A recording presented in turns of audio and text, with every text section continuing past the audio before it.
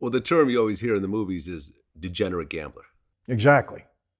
It's a harsh term, but it's the truth. They just can't stop. It's addictive as anything else. It's as addictive as alcohol or drugs or anything else. And Vlad, I've said this, I've seen more people addicted to gambling throughout my life than I have for drugs or alcohol. It's that bad. Well, I guess where the mob differs and has somewhat of an advantage over traditional gambling is that the mob would give you a line of credit. So you didn't actually need the money to gamble. You gamble with someone else's money. And then when you lose it, you have bigger problems. Exactly. I'll tell you what happened in New York. I don't know if you remember when they brought off-track betting into New York. You know, some of the cops would come to us. They came to me, and I remember, and they said, oh, we're going to put you guys out of business now. We got off-track betting. And, you know, mob guys and everybody on the street, they love to gamble at the track. You know that. It's big in New York. And I said, really? Let's wait and see. Why? What happens? Okay, you go to off-track betting, you got to put your money down. That's it. They don't give you credit. So what happens when you lose that money and you don't have any more to put down? You go back to the bookie. They actually increased gambling on the street when off-track betting came in. And by the way, you know, the footnote to that is off-track betting went broke. They went bankrupt at some point. I can't understand how a gambling operation can go bankrupt. They should have put us in charge. We would have made a ton of money for them, really. Well, now you have companies like DraftKings that are public companies. Right. They actually buy stock. It's a whole different ballgame now. Now you have these poker tournaments online that you could bet whatever you want. I know. Online gambling is now an established legal thing that can be tracked, and you're not worried about someone just stealing all your money. Do you think that just increases the number of degenerate gamblers out there? Without a doubt. It's always access. You know, the more access you have, you know, the more people that are going to gamble. It just makes it easy for everybody. And look, gambling is, it's a tough thing to control. It really is.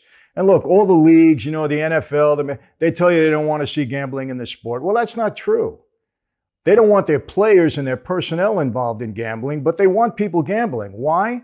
Okay, if you live if you're a Patriot fan, okay, that's your team. You're going to bet on your team. Okay, but if you're a gambler and you have access to gambling, okay, you're going to bet on all 10 teams that day, all 11 games, whatever it's going to be. So they want, you got more, you're actually increasing the fan base when you allow gambling on the sport.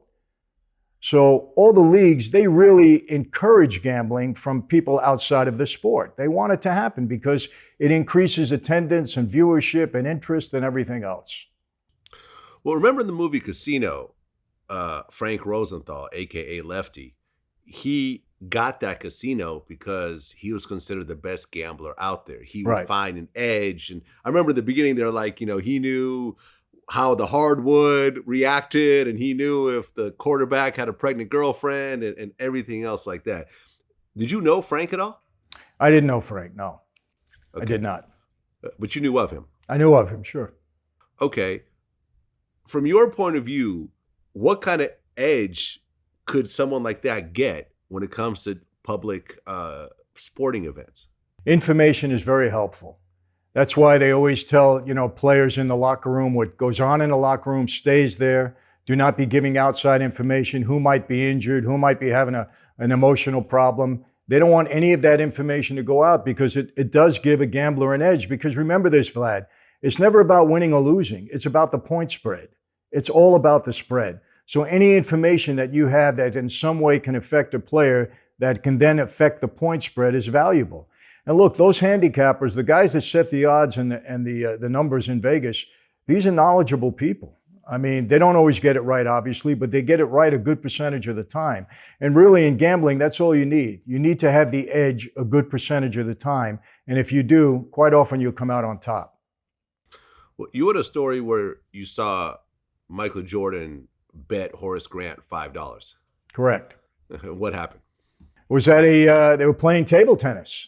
And they bet for $5, and obviously Michael won. And he came over to Horace, and he said, "Where's my $5?" And Horace had a warm-up suit on. He said, "Well, I don't have any money on it. I have it in my room." And Michael said, "Go get it." So Horace goes up to his room, okay, comes back and hands Michael the $5. And Horace looks at him and says, $5, Michael? I mean, what's the deal? And Michael holds it up and said, this is my trophy. I beat you. And that's what makes me really believe that with Michael, it's just the competition. I mean, what does he need $5 for, you know? But it's the competition. So, but he's a hardcore gambler. Don't let anybody kid you. He loves to gamble and he's hardcore. He'll gamble on anything. It's funny, you know what? I was with Mike Tyson the other night. We went to dinner and we were talking about, you know, he's training. He looks great, by the way. He's in great shape and, you know, he's training for a fight. So I said, Mike, are you going to really do that MMA thing? And he was with two of his trainers and they said, no, we don't want him doing that. But I said, Mike, do you enjoy that? He says to me, Michael, I love to watch two bugs fight. I'll watch them fight all night long. He said, I want to see everybody fight and I want to watch it all night long. You know, that's what he's into. You know, it's that competition. It's that adrenaline rush that he gets. Same with Michael.